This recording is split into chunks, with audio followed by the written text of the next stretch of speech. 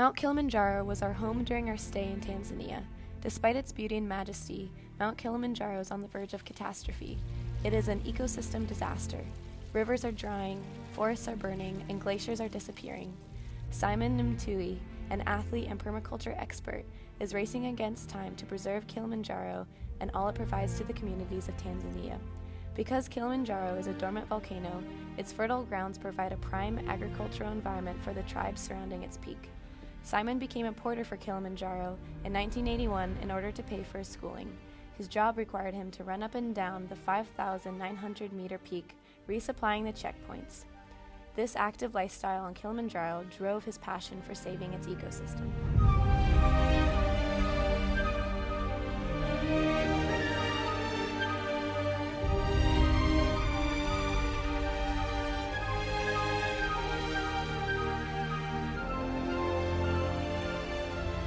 The glaciers at the top of Kilimanjaro are the crown jewels of the mountain and attract hikers from around the world who wish to see their immaculate beauty. However, Simon and many other mountain guides are concerned that there will be a correlation between decrease in the glaciers and a decrease in tourism.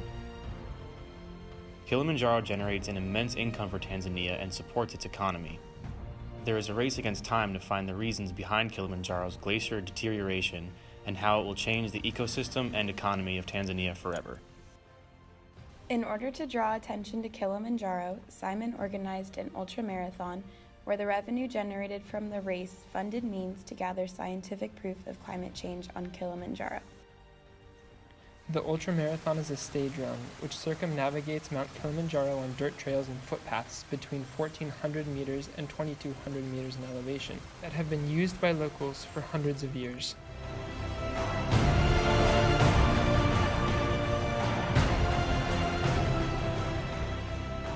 The Kilimanjaro stage run is an eco-friendly event.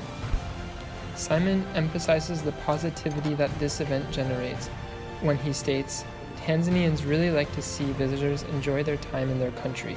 Most of the time they only see foreigners in big fancy safari vehicles looking out the windows at them. But this tourism is different. The running allowed people to meet visitors face to face as equals.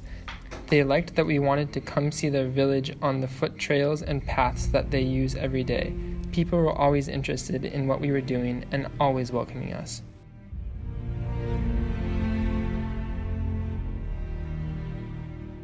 Between 1912 to 2011, the glaciers have shrunk by 80%. It is predicted that by 2020, there may be no more glaciers. With funding from the ultramarathon, scientists installed weather stations all over Kilimanjaro. These weather stations revealed that rainfall and snow levels are low on Kilimanjaro, making it nearly impossible to regenerate the glacier. The weather-wise these days is much warmer to compare to back then. Water is paramount in the discussion of climate change in the Kilimanjaro region. There are many effects of the lack of water on Kilimanjaro. The water runoff from Kilimanjaro provides 80% of the water to northern Tanzania and southern Kenya. With a decrease in runoff, many crops are dying and the fertile land is drying.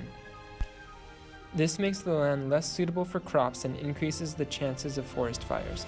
1,500 elephants also rely on Kilimanjaro for water, and with a decrease in the river levels, the elephant population is diminishing as well. Lastly, the disappearance of the glaciers may decrease the attraction to Kilimanjaro, lowering the revenue generated by tourism that keeps the economy of Tanzania thriving.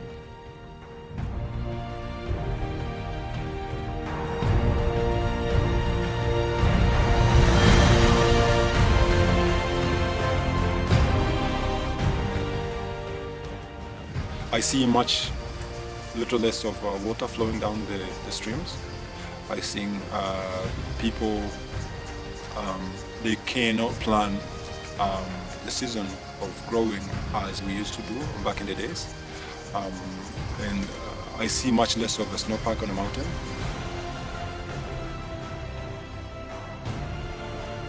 Whether Kilimanjaro's ice loss is due to global warming or more local factors has been a point of debate.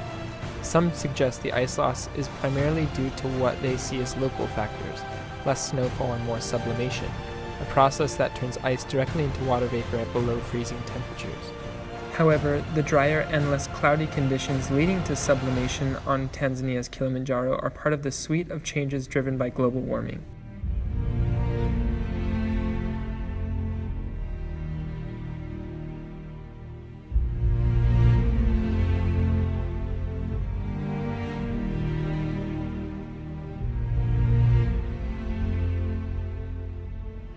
Do I believe in global warming?